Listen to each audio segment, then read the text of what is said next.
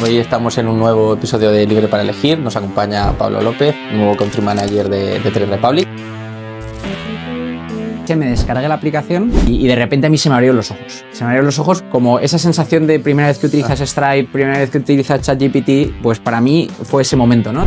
Todo el mundo es consciente del problema demográfico que vivimos en Europa y muy pocos gobiernos están afrontándolo de forma madura. La pensión pública no va a dar y se empiezan a construir rentas a nivel inversión privada que complementen esa pensión pública o de verdad aquí vamos a tener un problema.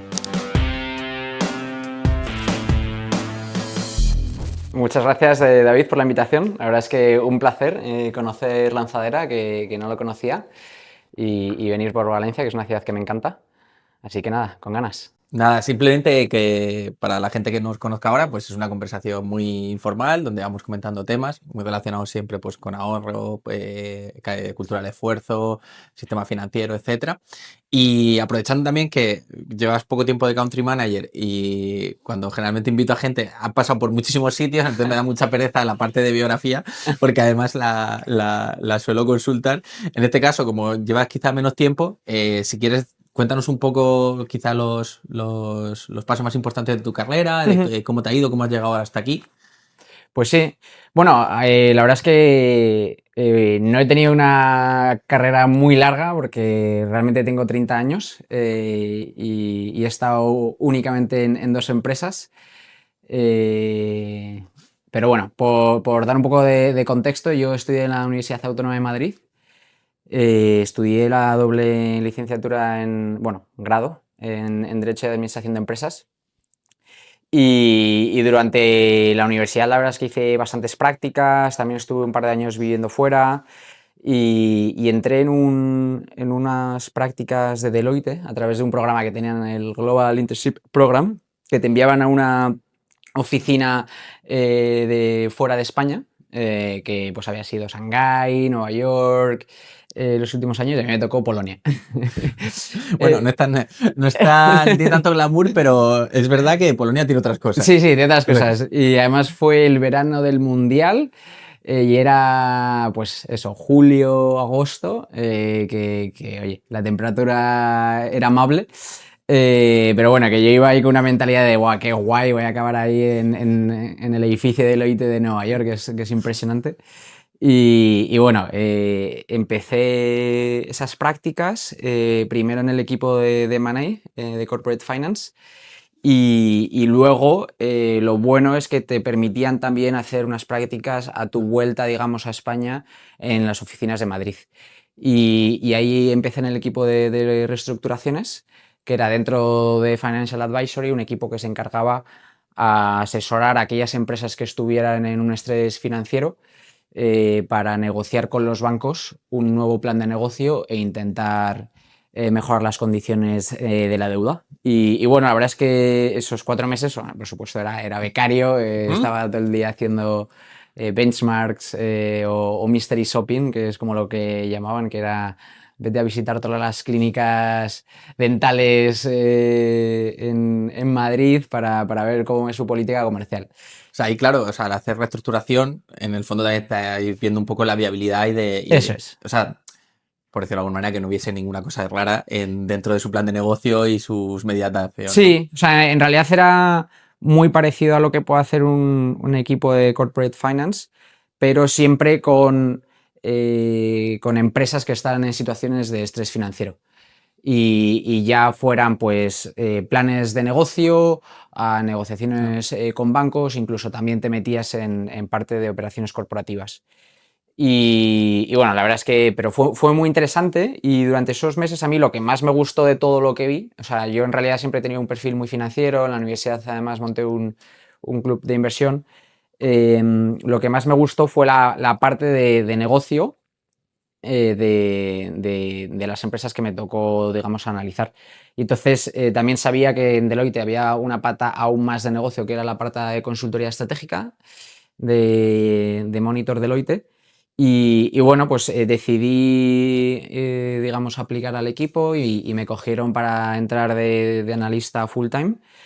Y bueno, Monitor Deloitte es una empresa americana que la compró Deloitte hace unos años para posicionarla como su pata estratégica, como tienen todas las Big Four, y tienen una división por industria, en el que tú entras en un equipo que puede ser o banca, o energía, o TMT, etcétera. Y yo entré en el equipo de banca. Y bueno, ahí estuve 2 años y medio y la verdad es que, pues eso, los proyectos que realicé pues eran planes estratégicos, también algún tipo de soporte en alguna operación. Me tocó cubrir, por ejemplo, la operación bancaria más grande hasta la que estamos viendo ahora de BBVA y Sabadell, que fue la de Caixa y Bankia, que participamos en la DIU comercial.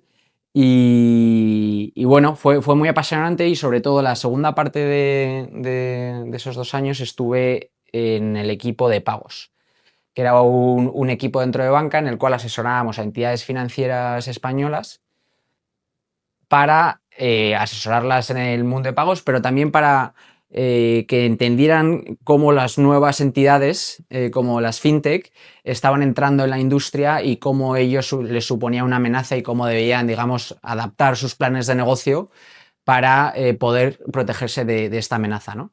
Y principalmente a través de PSE2, las principales o las primeras fintech que entraron a competir fueron en el mundo de medios de pago.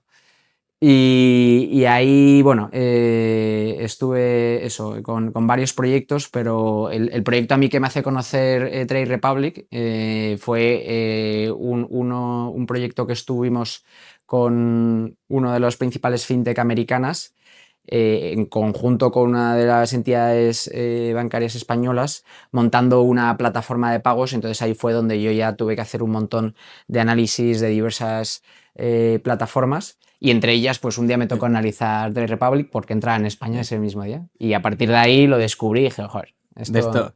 No, es que claro, ahí es verdad que, o sea, yo también pasé en su época en consultoría en Deloitte y yo creo que te da un poco lo de ver muchos proyectos de manera muy intensa. Luego es verdad, tiene una cosa, por lo menos en mi época, creo que ha mejorado un poco, pero sí que era muy intensivo en horas, pero siempre cuando era necesaria. Entonces eso era una cosa que llevaba mucho mejor que el hecho de cuando no había mucho trabajo, que no solía ser lo habitual, solías terminar pronto.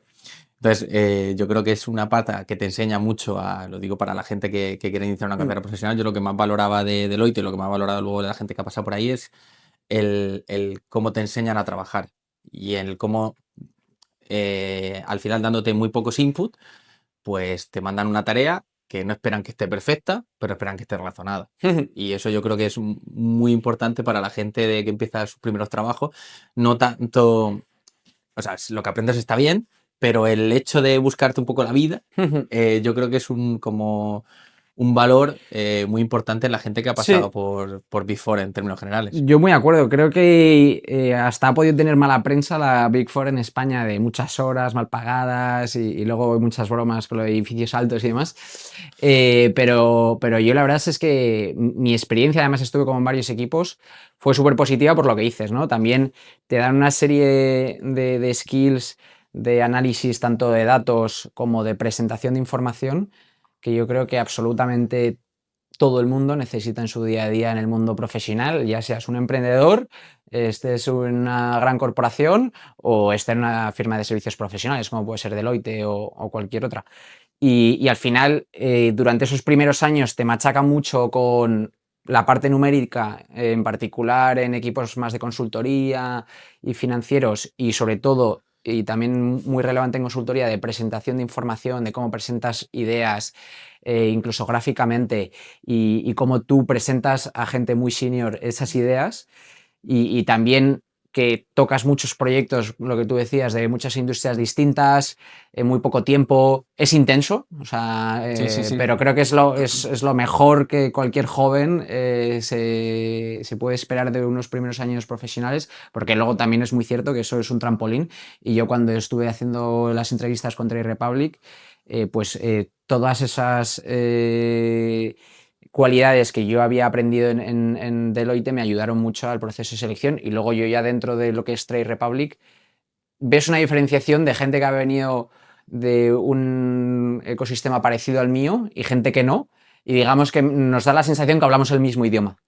Y ya al final mi empresa es alemana, con la segunda oficina más grande es en Londres, la tercera es en París, o sea que es muy internacional, pero aún así, todos los que venimos un poco de este ecosistema, hablamos como ese mismo idioma y es muy cómodo. Sí, yo creo, o sea, sobre todo es eso, que sean, o sea, ahora yo que llevo unos años emprendiendo y se nota, falta mucho ese perfil de gente posibilista. O Sí. sea, y sobre todo cuando yo interactúo con corporate, se nota mucho la gente que es posibilista y que quiere hacer. Hmm. Y yo creo que es un Sí. elemento común a la gente que ha pasado por consultoría o por Big Four, que es, oye, mira cómo hacerlo, a lo mejor no lo vamos a hacer lo mejor posible, pero no quiero una negativa rápida o Sí. sin pensarlo y demás. Y luego del tema de pagos me parece interesante porque, claro, ahora justo cuando lo estaba comentando, recordando, sé que ha habido como movimientos muy grandes en la banca española y creo que no, Paynex, que es la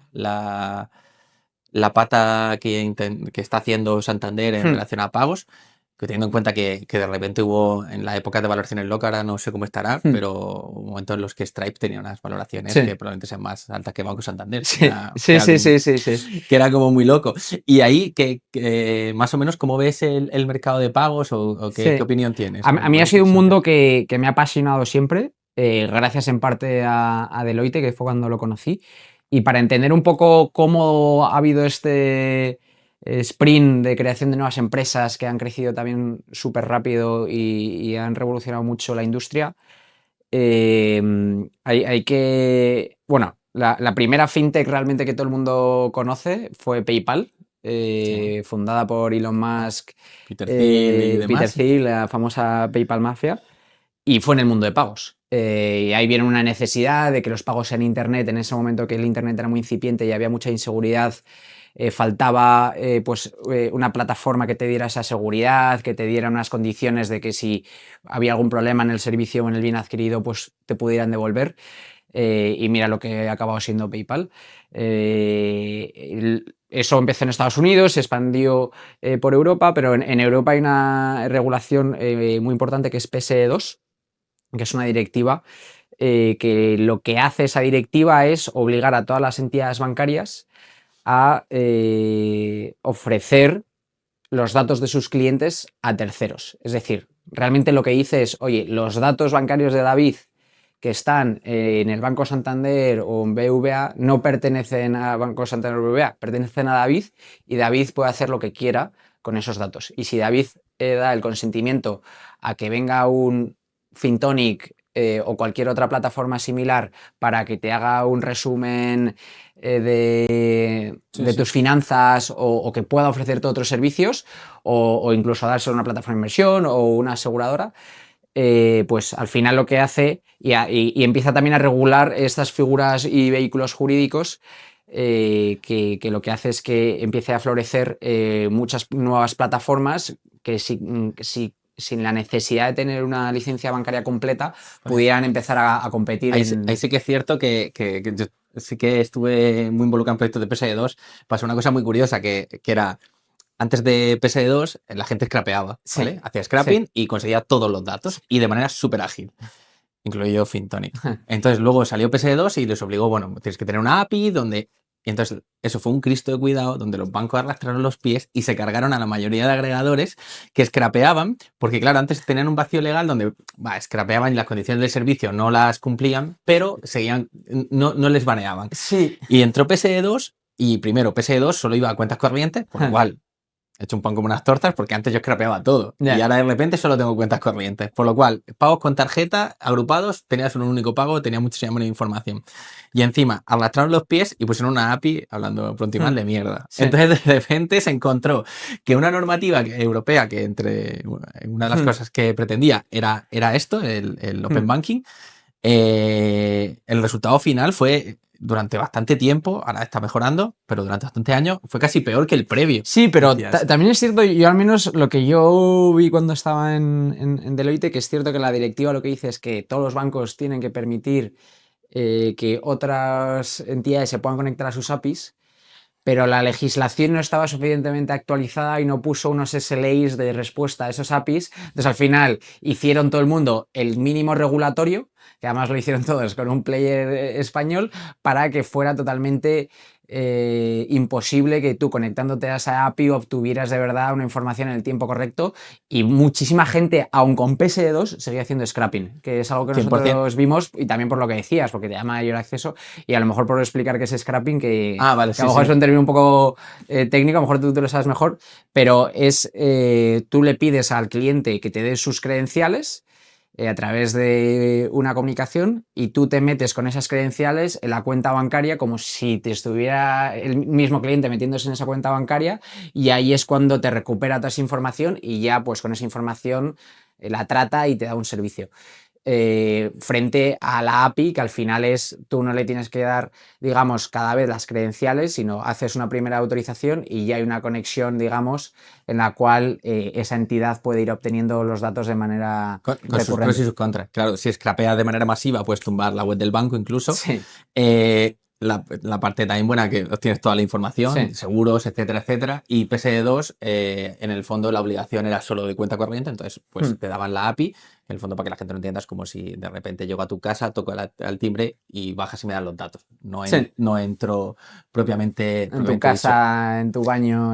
Pero Sí, es sí. curioso, a veces las normativas europeas, mal ejecutadas por burócratas, hacen que de repente tú veías empresas que se dedicaban a esto Sí, sí. eh, Sí, sí, y y al decías, final. estoy peor Sí, ahora, sí, sí. estoy peor que lo que estaba antes. Total. Y luego sí que es verdad que PSD2 también, lo que, si no recuerdo mal, lo que hizo es que a nivel pagos con tarjeta lo volvió infinitamente más complejo y seguro, con lo de algo que tienes, algo que sabes y algo que Sí, eres, 2 de 3. Y efectivamente. lo que hizo es Two-factor que, authentication. Sí. claro, volvió que el scoring, o sea, estos segundos dos factores que se podían pedir, dependiendo o no, el scoring del riesgo, volvió muchísimo más complejo el algoritmo de decisión de cuándo la transacción era rápida o de cuándo la transacción necesitabas varias Sí. variables de autentificación. Y ahí es Generó donde... fricción, pero mira, yo Y seguridad, ahí sí sí, estoy de acuerdo sí. que generó seguridad. Sí, sí, uno de los proyectos que he estado más tiempo en Trade Republic ha sido el lanzamiento de nuestra tarjeta en 18 países.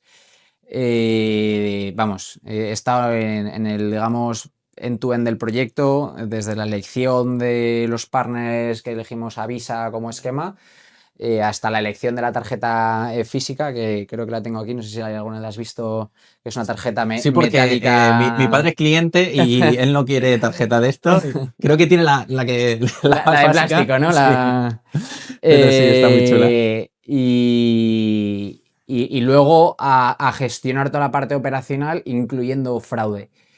Y yo he aprendido muchísimo y te das cuenta que en realidad esa ley ha protegido mucho al consumidor Sí. final, porque con todo el crecimiento del Internet y ya no te digo con la inteligencia artificial, la sofisticación de las cualquier tipo pues, de pufos de Internet ha subido, y al final al menos está obligando que todos los comercios en un determinado número de condiciones tengan que mandarte esa notificación que te llega al teléfono móvil normalmente para confirmar el pago. No, sí. Yo ahí creo que esa sí que aportó valor Sí. y dio la oportunidad eso, en la entrada de Sí. repente, es que Stripe te lo hacía increíble. O sea, Sí, sí. cuando nosotros lo estábamos mirando, yo esto recuerdo que estaría yo en el corte, o sea, sería hace 6 años, por ahí. O sea, ya hace bastante tiempo. Y es que estaba en años luz. O Nada, sea, sí, sí. Yo cuando vi por primera vez el producto de Stripe, yo me acuerdo cuando montamos este club de inversión, en algún momento decidimos meter una suscripción. Para quien fuera miembro pagara, no sé si eran 5 o 10 euros al mes. Y entonces estábamos viendo diversas formas de cobrar esta suscripción y descubrimos Stripe, ¿no? Que lo vimos en el típico comparador. Esto fue en 2016 o 2017. Y yo, que no tengo ni idea de programar, conseguí en un minuto crear un link de pago que fuera súper seguro, que luego tuviéramos una plataforma para gestionar las devoluciones y teníamos que hacer devoluciones. Y en ese momento fue el típico momento de decir, esto va a ser grande. O sea, no conozco la industria, llevo poco tiempo, pero fue una sensación como la primera vez que utilizaste ChatGPT que dijiste, joder, esto va a crear un valor, porque al final todos los procesos de pago hasta este momento eran procesos que se te caían, que no se te guardaban las credenciales, que me acuerdo que nosotros miramos mucho en Deloitte, en los días con más comercio online, el porcentaje de pagos que Redshift denegaba porque no tenían capacidad para procesarlos y era una barbaridad, y eso son millones y millones de euros para los comercios que están perdiendo. Y vino este player en el cual tuvo una plataforma para que cualquier comercio Sí, sí, sí. o persona emprendedor que pudiera cobrar de una forma súper sencilla, con unas comisiones bastante Sí, a lo competitivas. mejor Luego, a lo no mejor, tenía cuando por qué añadías ser el más más volumen, barato, no, y porque no lo es. la realidad es que no es el más barato, o sea, No lo pero es que es un drama. O sea, Es un sí. drama. Antes, cuando tenías que montar una plataforma de cobro online, tenías que contratar a un informático, tenías que llamar al Banco Santander y estar 3 meses y a lo mejor un proyecto de 5.000, 10.000 euros. Sí, yo Y creo esto que no. ahora ya hay otros players que pues tienen capacidades Sí, relativamente similares, pero en ese momento fue muy, muy, muy sí, sí. disruptivo y además lo hicieron desde una... O sea, contrario a lo que suele pasar en el mundo scale-up y demás, que es que se cuelan un poco con los grises regulatorios, en cambio ellos lo hicieron aprovechando y apalancándose Sí, mucho en el conocimiento sí, de la sí, directiva. sí. Y eso creo Y que la pasa poco. cantidad también de empresas que han crecido, y en España incluso también a partir de Stripe, ¿no? Porque sobre Stripe se ha creado Shopify, toda la parte de pagos de Shopify está toda sobre Stripe. Y ahora esta semana anunciaba ChatGPT que vas a empezar a poder a comprar bienes y servicios dentro de ChatGPT, y todo eso está montado sobre Shopify y sobre Ujú. Stripe.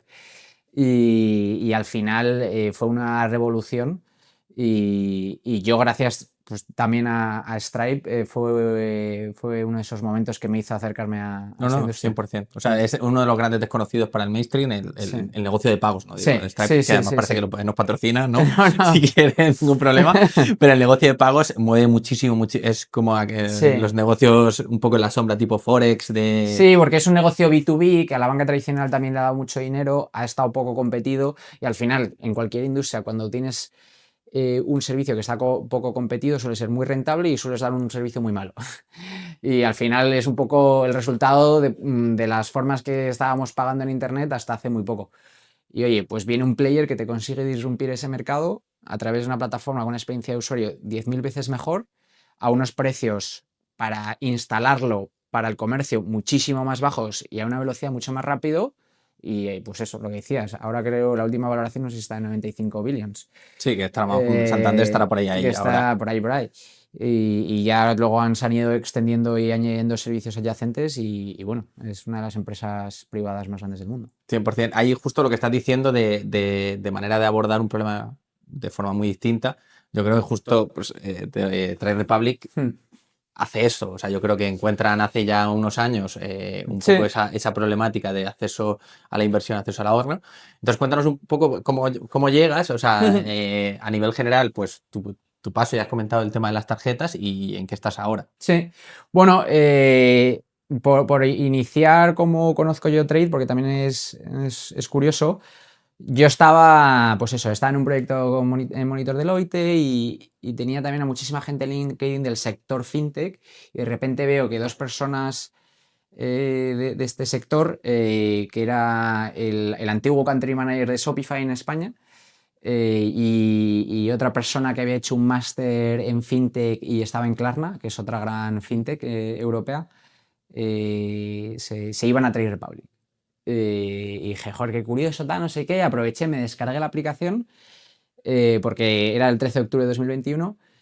Y de repente a mí se me abrieron los ojos. Se me abrieron los ojos como esa sensación de primera vez que Ah. utilizas Stripe, primera vez que utilizas ChatGPT, pues para mí fue ese momento, ¿no? De descargarme esa aplicación, de hacer el proceso onboarding, entender, digamos, la misión que traían y que venían anunciando, de intentar democratizar el acceso al mercado de capitales para incentivar un ahorro a largo plazo en Europa, basado en el gran problema de las pensiones. Y a mí era un tema que, como te decía, en la universidad tuve un club de inversión, estudié en Seúl y en Alemania, y vi que había un montón de plataformas, y en general había una concienciación financiera muchísimo más alta de lo que yo había visto en España. Y en España yo aún seguía viendo la gente tomando unas decisiones financieras muy, muy malas. Y de repente vi como una plataforma abanderando esa solución con el apoyo de los principales inversores en capital privado o en capital riesgo americanos, como puede ser Sequoia, y fichando talento acaba de entrar a España. Entonces lo que hice fue contacté directamente a Quincho, al country manager, y pensando que había recibido 1000 mensajes ese mismo día y que iba a tener un montón de cosas, intenté pensar algo original para que le llamara la atención. Entonces hice un proceso, o sea, hice una comparación de todos los procesos de onboarding de plataformas similares que estaban en España, identificándole los procesos, o sea, los puntos de mejora en cada pantalla, y cómo comparaba el proceso de onboarding de Trade Republic frente ya sea a la banca tradicional o a plataformas tecnológicas similares. Y la verdad es que eso le encantó. Me dijo, joder, tío, es justo lo que estamos viendo ahora.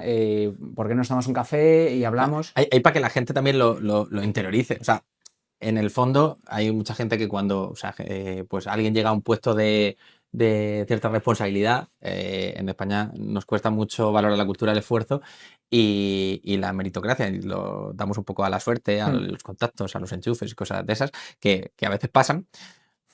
Pero la realidad del mundo es más esto, es, oye, a mí me flipa de repente una solución, a lo mejor no estoy por qué estar buscando trabajo, pero es una idea que no me disgustaría y cojo el sábado y me dedico a hacer onboarding en otros bancos, a montar una pequeña presentación o hacer un análisis de ellos, a ver cómo lo haría yo y sin una posición abierta y sin ninguna expectativa principal, doy algo inicialmente, o sea, doy un esfuerzo sin esperar a recibir nada a cambio en un momento cero. Sí.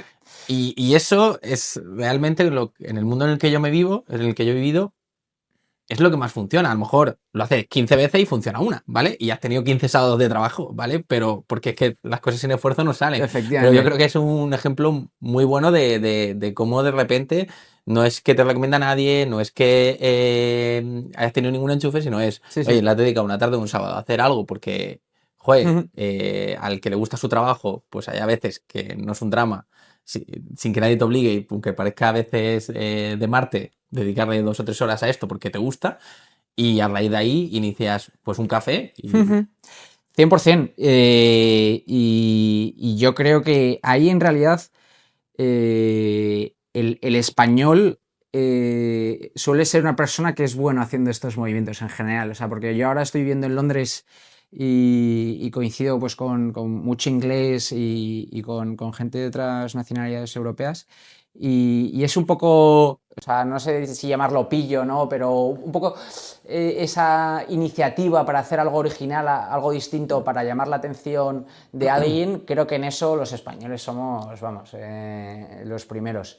Eso sí, pero culturalmente a veces queda, o sea, si tú le dices a alguien, no, voy a estar esta tarde de sábado después de trabajar, trabajando, y la gente a veces te mira un poco mal. Sí. Depende en qué entornos, en qué contextos, pero en muchos contextos te miran como, ¿qué estás haciendo? Sí, sí, sí. Yo en ese momento lo que pensé es, yo estaba contento en realidad en Monitor Deloitte, pero vi un proyecto que a mí me apasionaba muchísimo más. Y que aunque fuera a perder lo que decías, ¿no? Creo que estuve un fin de semana entero preparando eso. Joder, si tuviera aunque sea un 5% de probabilidades o simplemente la conversación con Quincho para que a lo mejor me pudiera dar algún tip o que me tuviera en la cabeza en algún momento que fueran a crecer el equipo, dije, a mí ya me merece la pena. Porque esto me puede generar un gran cambio en mi vida y un beneficio que por perder un fin de semana, ¿qué más me da, ¿no? O sea, y bueno, yo así fue como lo vi y eso, y tuve la gran suerte de que justo me dijo, joder, hemos cerrado equipo, pero esto es súper interesante, vamos a hablar. Sí, porque a veces la vida es eso, o sea, Sí. a lo mejor eso hace un mes antes, entras, o sea, O un te día tiene en antes. cuenta directamente, pero joder, le has dejado ahí la semilla puesta Sí. y mantener un contacto y claramente es algo que la gente lo tiene en mente, que no... Sí. Y luego obviamente hay un factor de suerte. Sí, eso es lo del día antes, o sea... Sí, de que al final, oye, pues había ya cerrado equipo, pero oye, justo dijo, oye, pues hay una persona que nos puede encajar y su jefe pues dijo, oye, pues venga, vamos a entrevistarle. Sabes que hay cosas también que están fuera de tu control y que por 100%. mucho que tú te puedas preparar y hagas el mejor contacto o pienses que puede ser relevante para la contraparte, hay cosas que para la contraparte están fuera también de su poder de decisión. Pero no tienes que pensar Esto en es esas cosas. como O sea, una cierta lotería, o sea, vas efectivamente. comprando boletos Eso y hay a es. veces que además en estos procesos no es... Por mucho que tú des lo mejor de ti, pues a veces compites y Sí. compites contra otros perfiles y a lo mejor es como si de repente hicieras una carrera con Efectivamente. Usain Bolt. Sí. Lo mismo te presentas y 4 personas de Sí. menos nivel que el tuyo y todo bien, te Sí, esfuerzas y ganas, o si Sí, es sí. parecido, Sí. lo mismo puedes ganar, pero si te Usain Bolt, pues no vas a ganar. Efectivamente. Sí. Para que la gente lo entienda, el esfuerzo tiene que ser siempre el mismo porque aunque no te lo den, tú Sí. tienes que estar ahí por quedar segundo, ¿sabes? Sí, Por si no sí, se sí. presenta. Este episodio es gracias a nuestro patrocinador principal, Coventia Legal. En Coventia Legal luchan por tus derechos, es decir, aquellas personas que tuvieron algún problema con el banco, ya sea con la reclamación de los gastos de la hipoteca, para las personas que hicieron una hipoteca antes de junio de 2019 y pagaron una serie de gastos que no debían, o para las personas que hicieron un seguro de vida prima única financiada, es decir, aquellos que cuando hicieron el préstamo le obligaron a hacer un seguro de vida por 5, 10 o 15 años de manera indebida. En ambos casos, Coventia Legal defiende tus derechos de manera totalmente gratuita y solo cobra si tú ganas, porque trabajan 100% a éxito. Si es alguno de estos tu caso, puedes escribir a hola@coventia.es o llamar al teléfono que aparece en pantalla. O sea, yo, por ejemplo, no me han cogido en todos los trabajos en los que he aplicado. Yo apliqué, por ejemplo, antes de entrar a Deloitte, a otras consultoras, los cuales hice procesos muy largos y al final no me acabaron cogiendo. Y, oye, pues sí, te llevas una mala noticia, pero creo que lo tienes que enfocar como tú dices. Al final tú estás compitiendo con muchísima gente muy válida, que a lo mejor se han preparado mejor que tú, que a lo mejor el día ese tuvieron algo de suerte por lo que fuera y que tampoco eso te tiene que desincentivar a seguir probando nuevas cosas. O sea, creo que tienes que aprender de cómo mejorar en lo que estés haciendo y seguir intentándolo todos los días. Sí. Y también como intentar dar siempre un paso adelante, porque yo en ese momento lo que pensé es, mira, si les escribo el día que han lanzado, sin que ellos digan que están contratando o creciendo equipo, voy a tener muchísimas más probabilidades que si me espero a lo mejor un mes, cuando ya a lo mejor digan, oye, estamos contratando, publiquen un puesto y haya un proceso con muchísima gente. Y ahí yo vi el edge y dije, oye, voy a intentar aprovecharlo a ver si hay suerte. Y me salió bien. Pero me podía haber salido mal y seguramente lo hubiera... El mal lo hubiera sido es perder el fin de semana. Efectivamente. O sea, nadie se hubiera ofendido porque le mandes eso. Y en realidad era un tema que me gustaba mucho y me lo pasé muy bien haciendo ese análisis. Y bueno, pues acabo entrando de Project Manager en Trade Republic. Para mí también fue una decisión que no fue del todo fácil porque yo en realidad... Ganaría más dinero probablemente en Monitor. Bueno, por ahí. No por la parte económica, sino más porque o sea, yo llevaba ya 2 años y medio, estaba también a punto de promocionar y en la realidad es que me estaba viendo una empresa que 10 días antes yo no conocía, porque también una cosa interesante de estas empresas es que sus procesos de selección son súper rápidos. O sea, en el momento que yo hablé con Quincho, al día siguiente creo que tenía 3 o 4 entrevistas el mismo día, de media hora, con gente distinta, y en 2 días ya tenía la oferta. Y me dijeron, tienes una semana. O no sé, me dieron un tiempo, en plan, 1 o 2 semanas para aceptar la oferta.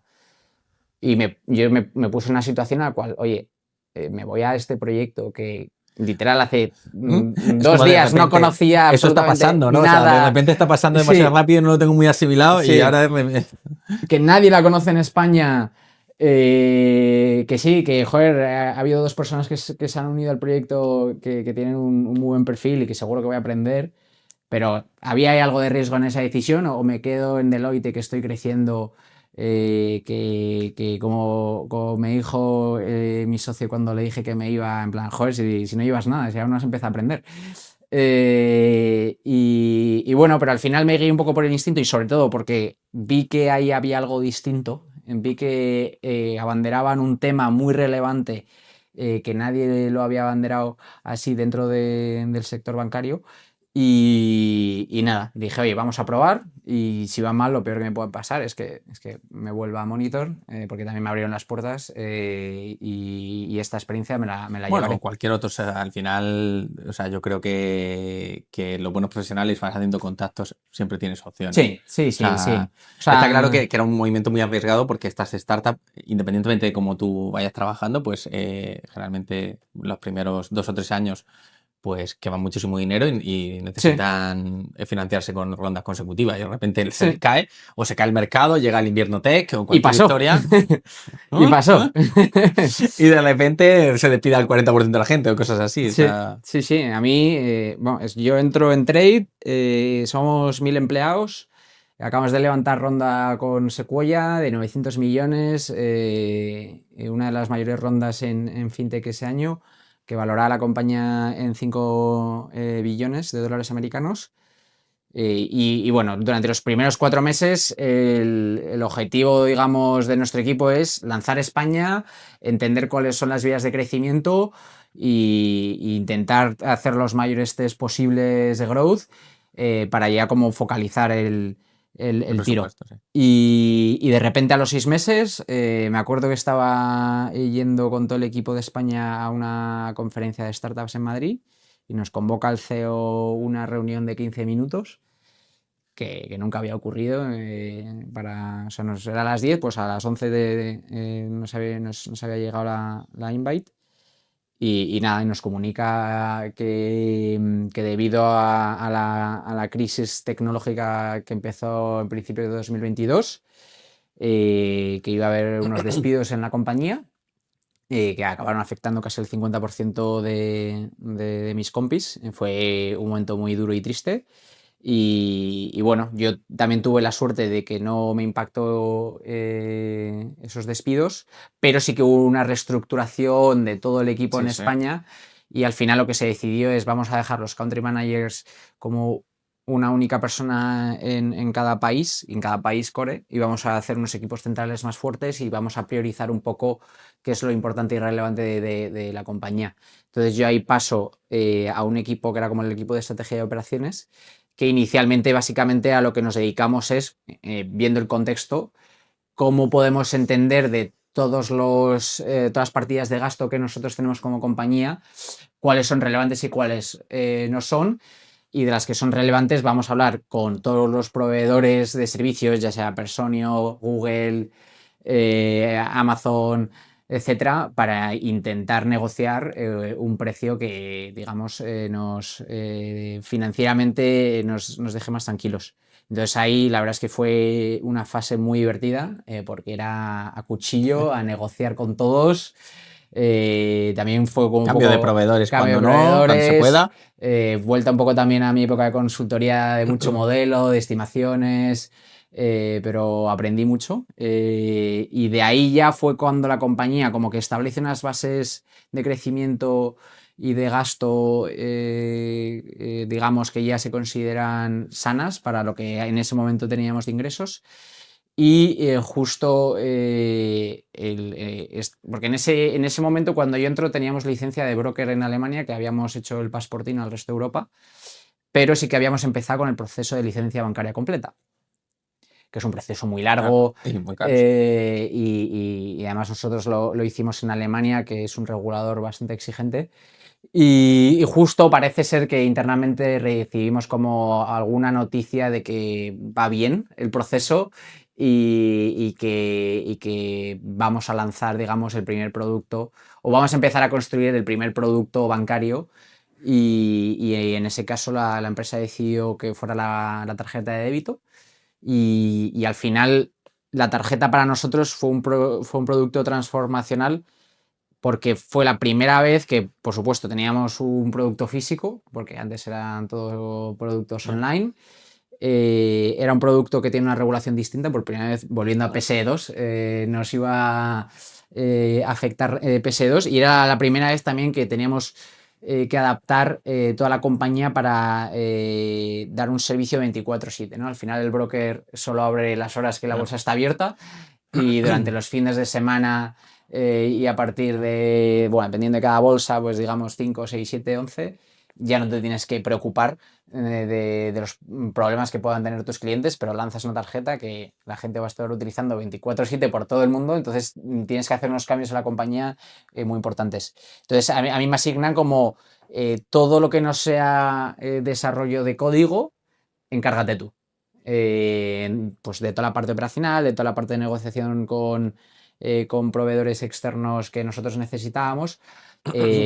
Una vez cuando ya estamos más cerca de lanzar la tarjeta, oye, pues vamos a diseñar pues, todos los procesos que nosotros necesitamos para que bueno, tenga éxito, básicamente. No, o sea, se dice pronto, pero... Sí, ha sido al final ha sido Mira el que proyecto que más tiempo yo he invertido, pero ha sido un proyecto pues, que me ha llevado a Estados Unidos, porque uno de nuestros proveedores estaba en Estados Unidos, a Polonia, porque otro de nuestros partners está en Polonia, aprender de temas muy distintos. O sea, yo creo que regulatoriamente no es dentro del mundo financiero lo más complicado, pero operativamente Sí, es justo, complicado. efectivamente. O sea, a nivel regulatorio, pues obviamente no somos ni la primera ni la última tarjeta. A nivel operativo, sobre todo para una compañía incipiente, sí que tiene una serie de retos relevantes y sobre todo porque tuvo un éxito que nosotros no nos esperábamos. O sea, nosotros cuando lanzamos la tarjeta lo hicimos a través de una lista de espera y en 2 semanas recibimos 1 millón de peticiones para gente que quería comprar la tarjeta y al final, volviendo a lo del tema, es un producto físico que necesitas stock y la tarjeta metálica, por ejemplo, la haces en Estados Unidos que tienes a lo mejor 2, 3 meses desde que haces un pedido hasta que te llega a Polonia, que es donde hacemos la distribución. Joder, fue un reto súper chulo decir, joder, me tuve que ir a Estados Unidos a negociar para acelerar los procesos, entender cómo es el proceso desde que compran el metal hasta que sacan la tarjeta y luego cómo nos la envían. Nada, fue una época súper divertida. Y que al final se ha convertido en el producto más exitoso de la compañía desde que lanzamos el broker. O sea, que nos ha hecho crecer. Aparte, yo creo, o sea, tenéis o sea, un muy buen producto. O sea, yo creo que todo el tema del cashback está muy bien montado. Sí, es muy sencillo. Yo lo defino como, o sea, podría incluso decir que a lo mejor hay alguna tarjeta más completa en el mercado, pero en realidad nuestro producto es un producto sencillo, gratuito, puedes tener la tarjeta virtual, que no tiene ningún coste ni de suscripción ni nada. Obviamente, pues todo súper digital para si quieres bloquearla, si quieres cancelarla, si quieres pedirte una nueva tarjeta, si quieres ponerte límites o, digamos, que no puedas hacer pagos online. O de gambling o O cosas así. gambling. Y luego tienes lo del 1%, que al final cualquier producto que nosotros lanzamos siempre te va a conectar con el ahorro a largo plazo. Y nosotros ese 1% en vez de dártelo en cash, ¿no? Que es al final lo que ha estado acostumbrada la gente, pues sí, tengo aquí una tarjeta que me da un 0,5 de cashback y te dan ahí unos céntimos y vale, está bien, obviamente, pero al final lo que yo creo que a la gente le ha gustado mucho es que nosotros te estamos reinvirtiendo, que tienes la libertad de que el día que te ha llegado tu ETF del S&P 500 lo vendas y lo tienes en cash y lo puedes gastar. Pero, oye, si no lo vendes, pues ya No, o sea, encima al final tienes... es una parte de casi coinversión. O sea, oye, yo te doy una parte que además me incentivo el uso de la tarjeta Sí. donde pues tengo una comisión. Hmm. O sea, que no es que pague el cliente la comisión, sino te va por detrás, ¿vale? Sí. Que la gente paga lo que paga el comercio. Pero junto a eso, con tu ahorro periódico, que encima, pues yo creo que el ahorro periódico es fundamental por varias cosas, porque a largo plazo es lo que más interesa, es muy difícil encontrar el momento, etcétera, etcétera. Pero a nivel empresa financiera también sucede que sobre todo consumidores muy inexpertos financieramente cuando miran mucho su término absoluto. Eso quiere decir que si alguien mete 10.000 euros y ve 9.990, se enfada. Sí. En cambio, con el ahorro periódico, esto es una cosa que hicieron los bancos tradicionales muy bien hace ya 7 o 8 años, eso es imposible. porque no sabes cuánto has puesto. Entonces, de repente, o sea, la rentabilidad, que es algo que es lo que debería mirar todo el mundo, que pasa en el inversor poco sofisticado, que no es tan importante como el término absoluto, Sí, que es como sí, sí. intuitivo, Sí. y de repente el ahorro periódico yo creo que lo limita. Entonces, junta muchas cosas: coinversión, ahorro a largo plazo, comisión de tarjeta, el sistematizarlo. O sea, yo creo que es un producto que complementa vuestra oferta principal, que no deja de ser un pool de muchísimos tipos de inversiones que ahora entramos, porque justo llevas como unos meses de country manager en España, ¿no? 2 semanas. 2 semanas. Pero los he vivido como si fueran 3 meses. Son intensos. Joder. Y además justo son de época de lanzamiento, o sea, por recordar a la gente, o sea, que lo que yo conocí en un inicio, hacéis mucho renta variable, ETFs. ETFs, para que la gente lo entienda por qué no hacíais al principio fondos, es porque en Europa mayoritariamente se usan ETFs más que fondos, porque lo que tenemos nosotros en España de traspasar un fondo a otro sin pasar por Hacienda, sin tener que comprar y vender, sino un traspaso, y que la plusvalía quede dentro del mercado, eso es una cosa de España. Sí. Oye, muchas veces también nos gusta criticar lo que no va bien, pero la verdad es que eso es una de las ventajas que tenemos, que en Europa no existe, y nosotros cuando empezamos, empezó Quincho, luego Antón y luego yo, lo lanzó Antón, dentro de la compañía se sorprendía mucho. Decía, joder, qué buen producto. En plan, esto de que puedas traspasar, que puedas rebalancear tu cartera sin la necesidad de pagar impuestos, y le sorprendía mucho, la verdad. No, aparte que es la leche, porque a nivel empresa, imagínate, pues la alemana de Trade Republic, hay una cosa adicional que es que, vale, aparte que individualmente, pues ahora pues tengo una eficiencia fiscal, es que tengo una bolsa de fondos de inversión en España de cientos de miles de millones. Entonces, encima tengo ese ahorro consolidado que si lo traspasan a un fondo de bajas en el comisiones, que de bajas comisiones que pudierais sacar el producto, es que no son aportaciones nuevas, es que puedo de repente recibir, pues... 400.000 millones hay. Sí, En fondos de inversión, el 50% de ello en el top 3 gestoras, y estoy haciendo números hace poco que las comisiones medias eran para echarse para atrás. Sí. O sea, ahí también... que yo invito a todo el mundo a pensar qué fondos de inversión tiene, a qué comisiones, y que vea que hay algo, porque la gente no lo conoce, que es los traspasos de fondos de inversión, y no somos los únicos que ofrecemos fondos a bajas comisiones. Pero que se haga ese ejercicio individual de decir, oye, pues es que a mí me regaló un fondo de no sé qué banco. Es tan fácil como cualquier banco tradicional de los 4 o 5 primeros, vas a tener un análogo exacto o parecido, con unas comisiones probablemente un punto y medio por debajo. Y eso, punto y medio, es muchísimo dinero. Es muchísimo dinero. Y que en el fondo, o sea, la realidad es que entre gestión activa y gestión pasiva no hay tanta diferencia, y tampoco nuestras gestoras patrias históricamente tienen, sobre todo las de los bancos, un rendimiento muy elevado, principalmente porque si tú le cobras un 2% de comisión de gestión al cliente, por muy buen gestor de inversiones que seas, eso es irrecuperable versus un MSCI World o un S&P 500. Entonces, ahí yo creo que empezasteis en esa parte de ETF y creo que los fondos los metisteis un poco después, ¿no? Sí, fue a mediados de este año. Fue cuando hicimos la localización de España. O sea, nosotros, como bien decías, ¿no? Teníamos un broker con la tarjeta, en el cual tú podías invertir, pues, en acciones, en ETFs, también tenías derivados y criptomonedas si querías. Y luego, a mediados de este año, conseguimos y abrimos la sucursal en España. O sea, realmente somos también un banco español con un IBAN español, y empezamos a remunerar el interés. Que eso también ha sido un producto... En España supongo que a lo mejor en otros países ha sido tan clave como España, ¿no? No, en Holanda, porque tenían también una situación coyuntural que no había ningún banco que remuneraba, ha sido un producto muy famoso, pero en España ha sido bestial. O sea, que es positivo para nosotros de manera temporal, pero también un poco triste.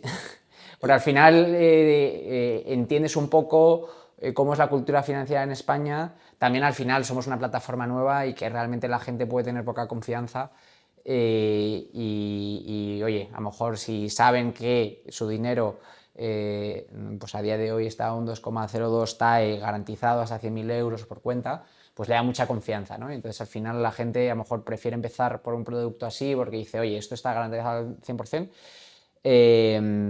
pero al final también te das cuenta que el 40% de los activos en España están en cuentas y depósitos No, a mí, sin a mí, a mí remunerar claramente remuneración mínima. me parece triste. O sea, me parece Es muy triste, triste, es muy pero porque triste. además se ha dado la tormenta perfecta para que esto no sucediese. O sea, Sí, hemos estado 7, 8 años de tipos bajos e incluso negativos, ¿vale?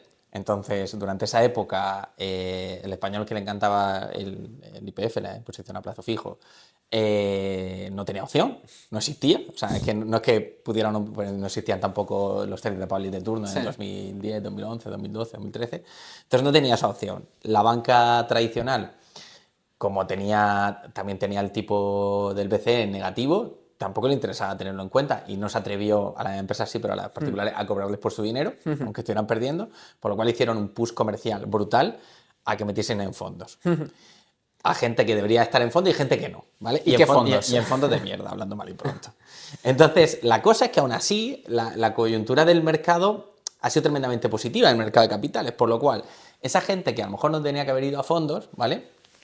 Terminó yendo a fondos, parte de su dinero. Y ha tenido rentabilidades, independientemente que tengas un 2 de comisión de gestión, pues si la rentabilidad media del SIP ha sido un 7, un 8, Sí, pues tienes un 5, sí, que es mucho más que tu depósito, sí. un 5 de capitalización compuesta. Efectivamente. Entonces, han tenido como un comportamiento muy positivo de los fondos, cosa que no siempre pasa en periodos largos, y de repente o sea, llegó la inflación, el COVID, la rotura de stocks, etcétera, la cadena, y subieron tipos y fueron de vuelta al depósito como si no Todos. hubiese mañana. Sí, Y sí, es como, yo hablaba con Ramón Blanco de Indexa, es que, o sea, o sea, con esta generación no se va a conseguir nunca, porque si no se ha conseguido en este entorno en donde todo se ha alineado para que ellos tuviesen confianza, porque tienen sus carteras de fondos que el que menos y el que más, el que empezó a meter 2012-2013 tendrá un 30 o un 40%.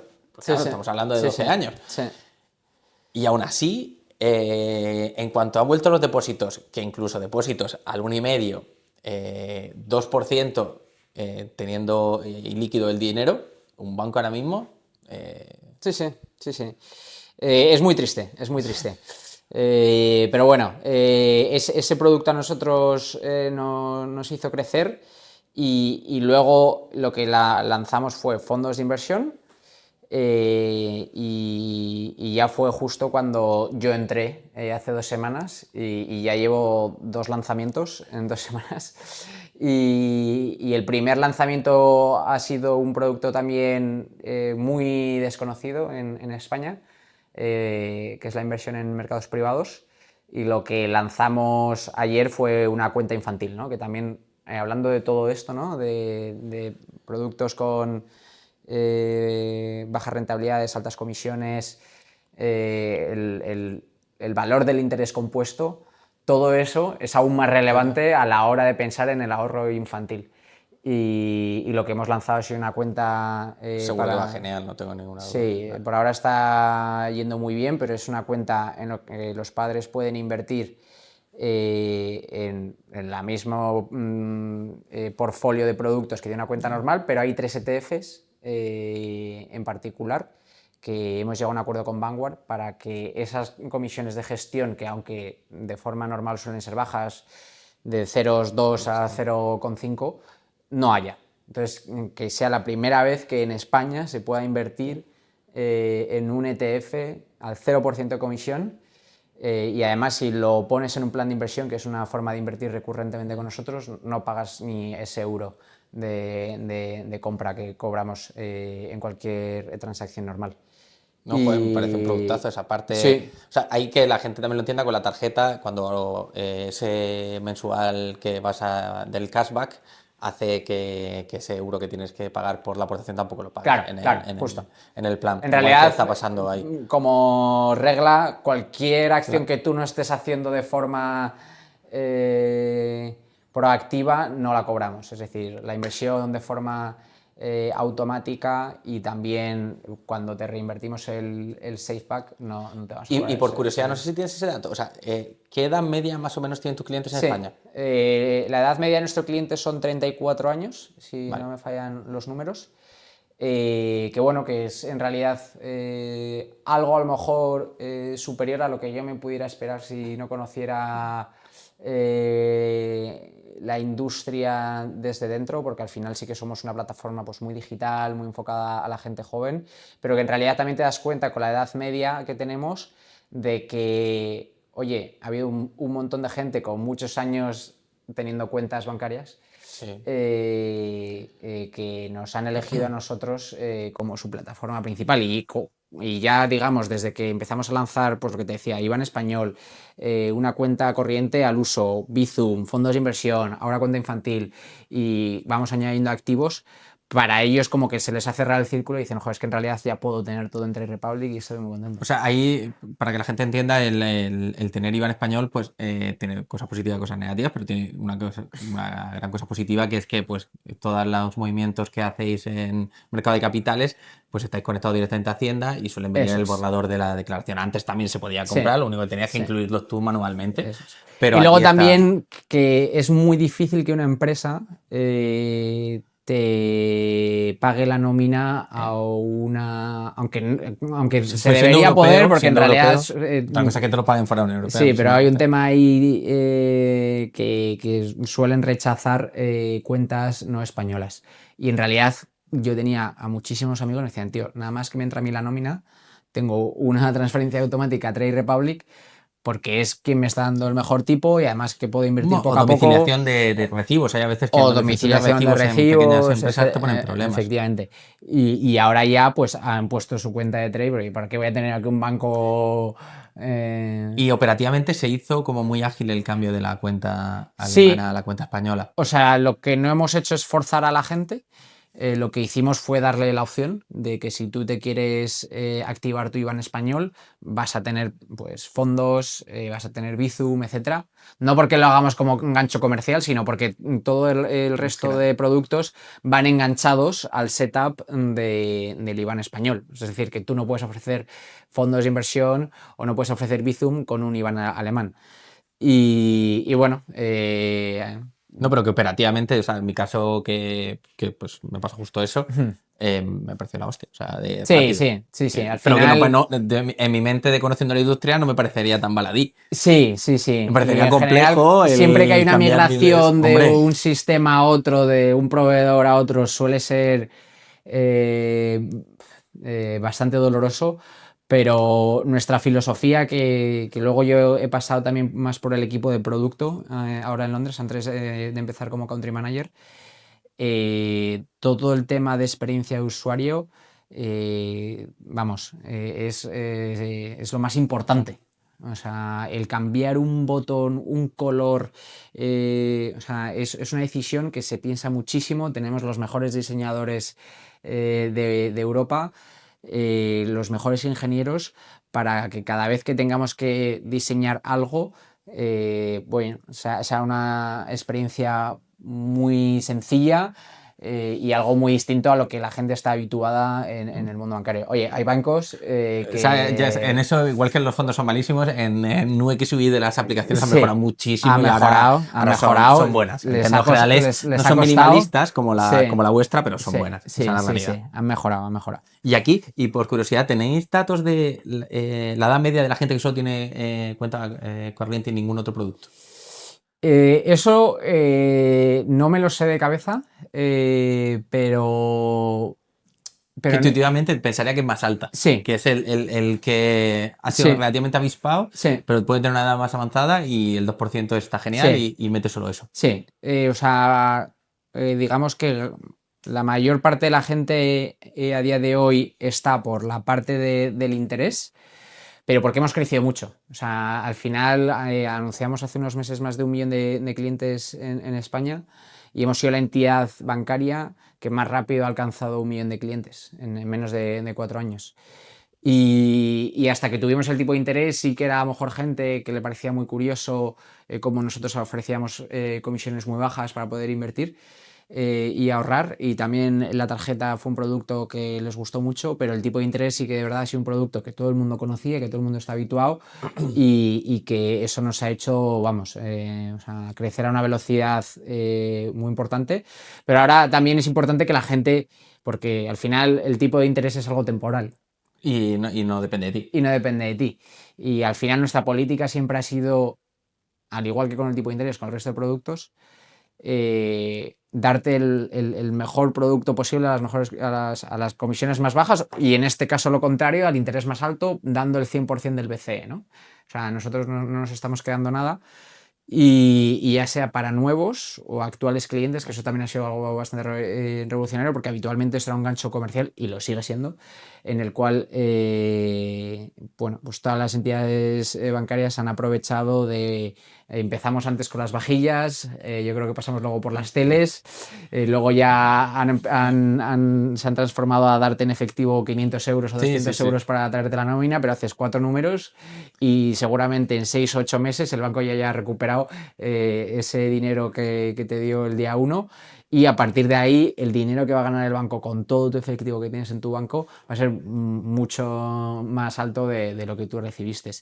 Y al final esto también es que me produce mucha gracia porque la gente invierte muchísimas horas en ciertos ahorros en particular, oye, pues en elegir el coche más barato en mis vacaciones o en el hotel más barato del viaje que voy a tener el próximo fin de semana, pero a la hora de tomar una decisión financiera o elegir su cuenta bancaria, no se sienta a pensar cuál es la mejor opción y en realidad va a tener seguramente un efecto financiero mucho más importante esa decisión que el ahorrarte 20 euros en el coche más barato, 50 en un vuelo o 150 y a en lo un hotel. mejor todavía peor, eligen el banco por cercanía o porque no le cobran comisión de tarjeta, imagínate, y luego hacen un fondo de inversión al 2,5, Sí, que lo que hace es replicar el S&P 500, que valdría en Vanguard 0,4, supongo, efectivamente. 0,20, Sí, será sí. más cerca.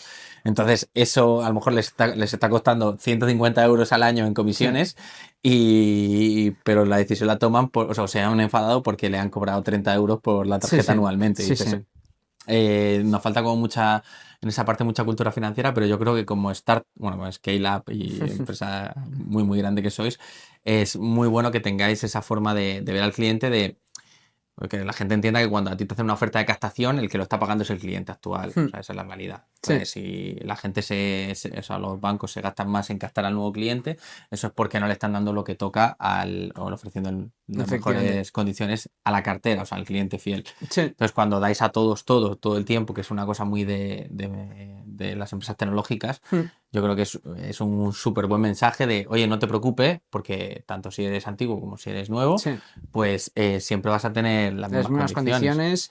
Y es lo que dices, ¿no? Al final a nosotros lo que nos está haciendo crecer no son nuestra política comercial. Es decir, si te pones a pensar nuestra política comercial es que ni tendríamos. O sea, no tenemos ofertas fuera a lo mejor de lo que pueda ser algún tema en particular de un refer-a-friend, etcétera, pero como política a nivel empresa no vamos a entrar nunca a lanzar políticas o ofertas temporales que solo afecten a X% de la población española para ganar ese 1% de ser y luego cuando ya estén contigo les vamos a cuchillar a comisiones. En realidad nosotros y todos nuestros esfuerzos es en construir los mejores productos. Y todo el dinero que nosotros invertimos es en cómo podemos llegar a ese objetivo de la forma más rápida. Y no vamos a entrar en esa guerra. Claro, que para la gente que no entienda, donde sois mucho más agresivos que el resto es en la cuenta remunerada, pero lo que estáis haciendo es trasladar el tipo del BCE. O sea, en el fondo vosotros tenéis el tipo del BCE y lo trasladáis al cliente. Aquí hicimos una entrevista hace un tiempo con Miguel Ángel Fernández Ordóñez, que es gobernador del Banco de España, que él es exgobernador del Banco de España, que él tiene una opinión bastante fuerte y negativa sobre los bancos, y decía que es que eso en el fondo era una subvención encubierta de cientos de miles de millones al año que le daba la Unión Europea a los bancos, dándole dinero del contribuyente, ese 2% por todos sus saldos, y que lo que consideraba es que pues habría que quitarle ciertas cortapisas y dejarles caer si toca, y no mantenerle de manera artificial, porque lo que considera es que a la banca se le manera de manera artificial con Sí, esos cientos miles de millones sí, que le sí, cuenta el contribuyente europeo. Y lo que total. vosotros hacéis no es que dais dinero, sino que no os quedáis Sí. con esa parte. Sí, sí, sí, sí, efectivamente. O sea, a nivel operativo y tecnológico, seguramente son los productos más sencillos. Y realmente no sea el producto más ventajoso que un cliente pueda encontrar en nuestra plataforma. Sí que seguramente sea el más visual, sobre todo porque el comparativo es muy malo, pero en realidad hay muchos otros productos que nosotros hemos invertido mucho más tiempo y dinero en conseguir dar accesibilidad a nuevos activos, que también son igual o incluso más ventajosos que el tipo. Pero bueno, Es un poco lo que hay. Yo creo que vosotros os estáis adaptando. Yo lo he comentado alguna vez en alguna entrevista que es maravilloso tener un Vanguard del S&P 500 al 0,20 o sí, más o o al menos, cero. o al cero en el caso de que tengan niños. Eso hace 15, 20 años. O sea, es que ni siquiera Sí, para capital pequeño no podías comprarlo. sí, sí. Los bancos no tenían ahí demasiado interés en distribuirlo porque no les daban unas No les da comisiones comisiones. y no lo Y hacían. esto es algo que la gente, si tenemos a alguien que haya vivido en Estados Unidos, que es algo que ha sido totalmente normal. En Estados Unidos tienen el famoso 401k, Mm. que son unos fondos que las empresas, digamos, invierten en nombre de sus trabajadores, que el trabajador elige en qué tipología de activo, y tienes los Vanguard famosos. Y el americano medio lleva invirtiendo en estos fondos al casi 0% de comisiones durante muchos años, y por eso el 60% de los americanos invierte en renta variable. Te vas a Europa y en España está entre el 5 y el 10%. Y además tiene Santander y Telefónica. Y te vas a lo mejor a Reino Unido y ya tienes un 20%, ¿no? Al final ves como hay otros países que, ya sea porque han tenido una mayor y una mejor accesibilidad a estos fondos, o porque fiscalmente también han incentivado la inversión en estos activos, se han podido beneficiar de unas rentabilidades mucho mayores. O sea, con todo este tema de la cuenta infantil, hacíamos un pequeño ejercicio de entender primero cuánto dinero medio ahorran los padres europeos por sus hijos al mes, y luego cuál es la diferencia de si ese dinero se va al típico producto de ahorro, Cartilla, lo que cartilla, lo que sea. sea, o lo pones en un fondo indexado, un ETF, que de media los últimos 100 años ha tenido un 7%. Pues las diferencias eran, un padre europeo de media ahorra entre 50 y 100 euros al mes desde que nace su hijo hasta que tiene 18 años. Y si ese padre lo ha ahorrado en la típica, pues, cartilla, pías o productos similares, o cuentas sin remunerar, pongamos a un 2%, a la hora de que su hijo tenga 18 años, tendrá entre 13.000 y 25.000 euros, dependiendo si ha puesto No. 50 o 100 euros al mes. Si en vez de haber ahorrado en estos productos poco rentables y con altas comisiones, lo pone en un fondo, en este caso, que lo tenemos al 0%, diversificado a la economía global, que de media da un 7, te vas ya a 25 o 42.000 euros, que con 42.000 euros ya tienes la entrada de tu primer piso, puedes pagarte una universidad y máster, y ya es un dinero que muy poca gente con 18 años tiene. Y ahora te pones a pensar en uno de los principales problemas que tenemos como sociedad en España, que es el precio de la vivienda, que está generando un estrés financiero a muchísimas familias.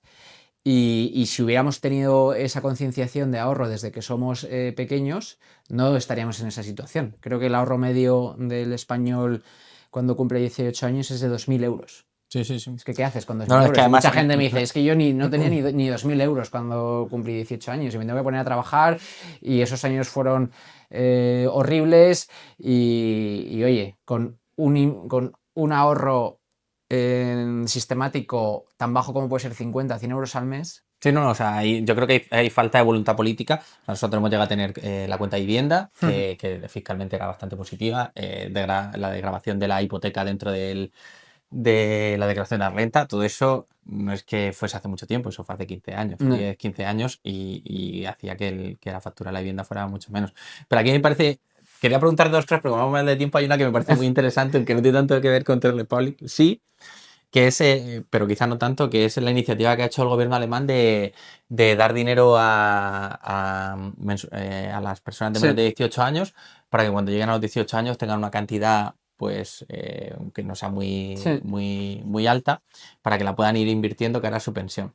Y claro, esto es lo que está mandando que creo que dentro de la irresponsabilidad, pues es algo responsable del gobierno alemán, es, oye, chavales, vuestra pensión va a ser bajísima. Estamos endeudándonos, encima hemos quitado el tope de la deuda del PIB, que eso al final no es más que riqueza futura al momento presente y la vais a pagar con impuestos sin haberla disfrutado. Pues bueno, como me siento mal de estar sobreendeudando al país, quitándote riqueza futura, voy a darte por lo menos un poco para que cuando llegue tu jubilación, como las arcas es probable que no puedan soportar y tu pensión sea muchísimo más baja de lo que tengas, por lo menos tengas un pequeño colchoncito que hayas de manera individualizada, o de capitalización individual, que tengas cara a la pensión. O sea, pero me parece que el mensaje que manda, que chapó por ellos, pero es para preocuparse. Es para preocuparse mucho porque no puedo solucionarlo, pero por lo menos te doy algo. El nuestro es todavía peor, que es que ni siquiera creen en eso y lo que hacen es endeudarse todavía más. Han visto a las orejas al lobo, porque creo que todo el mundo es consciente del problema demográfico que vivimos en Europa, y muy pocos gobiernos están afrontándolo de forma madura, porque al final en España no estamos intentando pensar en soluciones a largo plazo, no conseguimos aprobar presupuestos, y en Alemania lo que dices, ¿no? Han aprobado una ley que entra en vigor en enero del año que viene, en el cual el gobierno alemán va a dar una cantidad de forma mensual entre 6 y 18 años para que los padres lo inviertan. Y luego además ha habido un estudio con no me acuerdo que era un instituto alemán, y creo que era Vanguard, en el cual pues bueno, han hecho unas recomendaciones de cómo deberían tener las carteras, pero decían entre un 60 y un 70% en renta variable. Y bueno, básicamente lo que indica es que están asumiendo que la pensión pública no va a dar, y va a ser mucho menos generosa de la actual. va a ser mucho menos generosa, y os empiezan a construir estos rentas a nivel inversión privada que complementen esa pensión pública, o de verdad aquí vamos a tener un problema. Y la mejor forma de hacerlo es pues el gobierno dando ese dinero directamente a los padres para que efectivamente así sea, porque si no, oye, obviamente nosotros podemos hacer mucho ejercicio para concienciar a la gente que tiene que ahorrar porque se nos viene un problemón. Pero ahí Alemania ha dado un paso más adelante y ha dicho la mejor forma de que de verdad esto ocurra es poniéndonos por delante y haciendo que la gente invierta desde que son pequeños en activos con unas rentabilidades superiores a lo que te pueda dar un depósito. Y bueno, la verdad es que es lo que dices. O sea, espero que el resto de países en la Unión Europea sigan el ejemplo alemán. No, y sobre todo que la gente comprenda un aspecto básico de economía, que es que si yo incremento la deuda, ¿vale? Esas personas que acaban de nacer son las que lo van a pagar y los que no lo van a disfrutar. Entonces, si yo estoy sistemáticamente con déficit primarios, secundarios, como tiene España, lo que estoy haciendo es cargándole a las nuevas generaciones de un préstamo. Ese préstamo a día de hoy pues está cercano al 98-97% del PIB. Va a quedar oscilando también. Pero aquí por lo menos Alemania dice, vale, ¿cómo es una forma responsable de gastar una pequeña parte de ese dinero? Joder, dárselo a quien lo va a tener que pagar vía impuestos, porque en el fondo la deuda solo se paga vía impuestos. Esa es la realidad. O sea, de todos los tipos, pero solo vía impuestos. Entonces, por lo menos le está diciendo, oye, vosotros, nueva generación, de la parte que os estoy quitando, os voy a dar un trozo, ¿vale? Para que para intentar incentivar y haceros ver que eso va a ser una parte fundamental por lo que tú dices, porque cuando llegues a los 70 años y vayas a jubilarte, pues te vas a jubilar a lo mejor con una pensión un 60, un 40% inferior a la que hay ahora, pero no porque haya una cooperación masónica o lo que sea, no, es simplemente por un tema puramente financiero. O sea, porque ¿qué otras opciones se ha visto en Francia? Francia está en una situación ahora en la cual el déficit de deuda está presionando al gobierno a tomar decisiones, y el anterior primer ministro presentó un plan de ajuste en el cual las soluciones que traía era quitar 2 días de vacaciones y seguir retrasando la edad de jubilación. O sea, que ese es otro camino, ¿no? Al final